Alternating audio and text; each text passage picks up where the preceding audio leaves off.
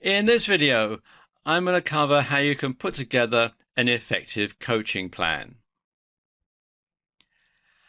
And when you are starting to put together your coaching plan, the most important question to ask is, what does the client want to achieve from this? Because you need to know what your client wants in order to help him to get it. So a good way to ascertain this is to put together a questionnaire.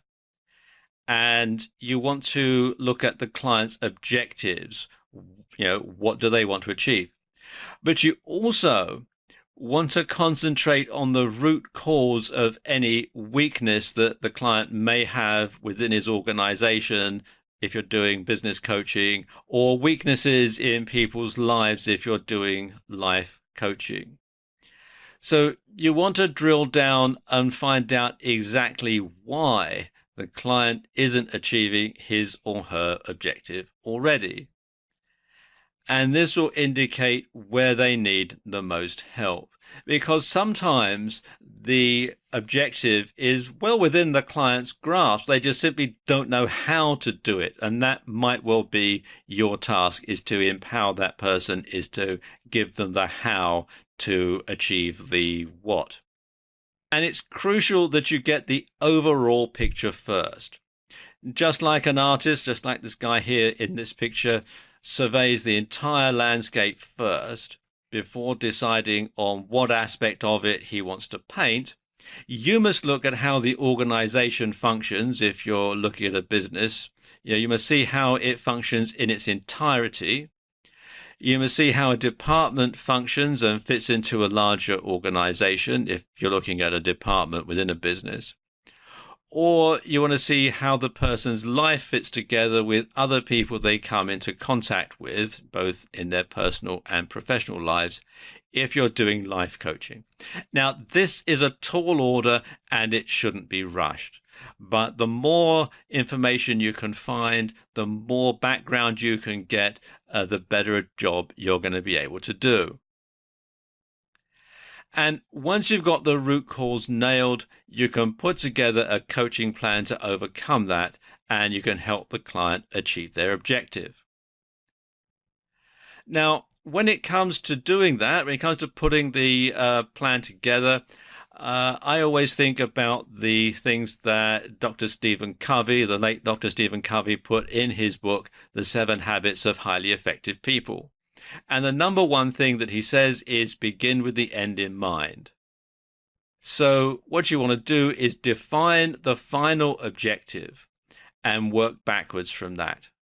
Obviously, things aren't going to go smoothly all the time, so you should anticipate any roadblocks on the way to success and keep your plan flexible, and you should tweak it when necessary.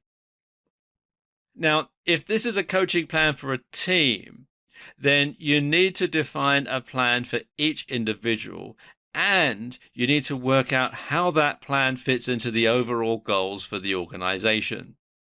And if you're doing business coaching, then you should work closely with the individual and their line manager on this.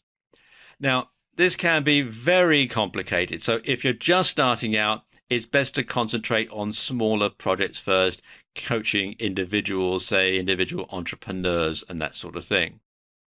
Something else that you should do is to determine what I call mile markers. Now, these are interim goals that need to be achieved as you work towards the greater objective.